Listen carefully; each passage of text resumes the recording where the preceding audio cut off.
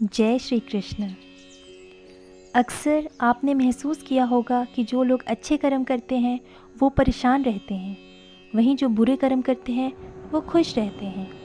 अच्छे कर्म करने वाले परेशान होते हैं कि आखिर उन्हें इतनी परीक्षा क्यों देनी पड़ रही है, जबकि जो अधर्म की राह में हैं वो खुश है और ज़िंदगी का लुत्फ़ उठा रहे हैं। अगर आपके मन में भी ये सवाल आया है तो आज हम आपको इसका जवाब देंगे। ये जवाब वो है जो भगवद गीता में लिखा है और श्री कृष्ण ने अर्जुन को दिया था। भगवद गीता में वर्णित कथा के अनुसार जब भी अर्जुन के मन में कोई दुविधा होती है तो वो श्री कृष्ण के पास पहुंच जाते हैं। एक बार की बात है, अर्जुन ने भगवान श्री कृष्ण के समीप आकर कहा कि वो दुविधा में है और इसका जवाब वो कृष्ण से चाहते हैं। श्री कृष्ण ने पूछा कि क्या सवाल है। अर्जुन ने कहा, मुझे ये जानना है कि अच्छे लोगों के साथ हमेशा बुरा ही क्यों होता है, वहीं बुरे लोग खुशहाल दिखते हैं। अर्जुन के मुंह से ऐसी बात सुनकर श्री कृष्ण मुस्कुराए और कहा, मनुष्य जैसा सोचता है और महसूस करता है वैसा कुछ नहीं होता है, बल्कि अज्ञानता की वजह से वो सच्चाई नहीं समझ पाता है। अर्जुन ये बात समझ नहीं पाए। इसके बाद श्री कृष्ण ने क्या कहा वो जानते हैं।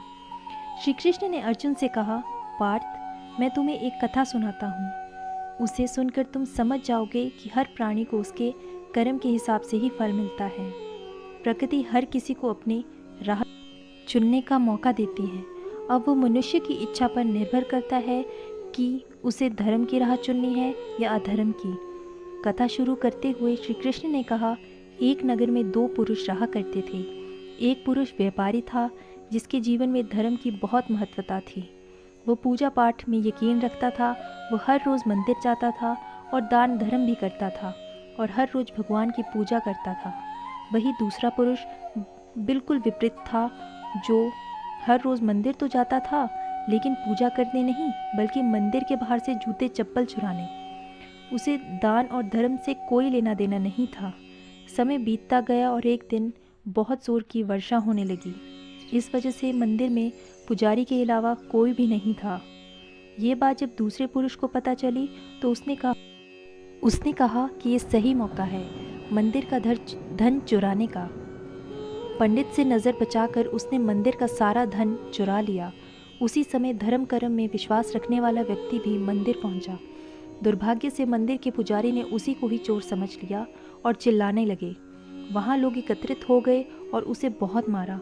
किसी तरह से वो बचते बचाते वहाँ से निकला तो दुर्भाग्य ने उसका साथ वहाँ भी नहीं छोड़ा। मंदिर के बाहर से एक गाड़ी से टकरा गया और घायल हो गया। फिर वो व्यापारी लंगड़ाते हुए घर जाने लगा तो रास्ते में उसकी मुलाकात उसी पुरुष से हुई जिसने मंदिर से धन चुराया था। उसने कहा, आज तो मेरी किस्मत चमक गई, एक साथ इतना सारा धन मिल गया। ये सब देखकर उसे बहुत बुरा लगा और उसने घर से भगवान की सारी तस्वीरें निकाल दी। कुछ सालों बाद दोनों पुरुषों की मृत्यु हो गई। मरने के बाद जब दोनों यमराज की सभा में पहुंचे और भले पुरुष ने दूसरे व्यक्ति को देखा तो उसे बहुत गुस्सा आया।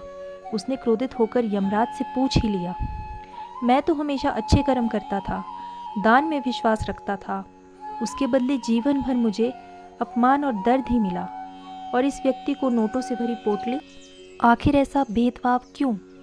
इस पर यमराज ने कहा, पुत्र, तुम गलत समझ रहे हो।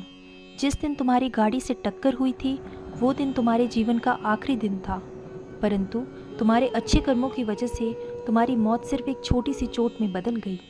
तुम इस दृष्ट व्यक्ति के बारे में जानना चाहते हो? दरअसल इसके भाग्य में राजयोग था, मगर इसके कुकर्मों और अधर्म की वजह से वो सिर्फ एक छोटी सी धन की पोटली में बदल गया। कथा सुनने के बाद श्री कृष्ण अर्जुन से कहते हैं, पार्थ, क्या अब तुम्हारे सवाल का जवाब मिल गया? ऐसा सोचना कि भगवान तुम्हारे कर्मों को नज़रअंदाज कर रहे हैं, ये बिल्कुल भी सत्य नहीं है। भगवान हमें कब क्या किस रूप में दे रहा है मनुष्य को समझ में नहीं आता है, मगर आप अच्छे कर्म करते रहे तो भगवान की कृपा हमेशा बनी रहेगी। इसलिए अपने अच्छे कर्मों को बदलना नहीं चाहिए, क्योंकि उसका फल हमें इसी जीवन में मिलता है। इसलिए मनुष्य का फ़र्ज़ है कि वो हमेशा अच्छे कर्म करते रहे, क्योंकि श्री कृष्ण ने गीता में बताया है कि किसी के द्वारा किया गया कर्म बेकार नहीं जाता, चाहे वो अच्छा हो या बुरा। धन्यवाद। जय श्री कृष्ण। राधे राधे।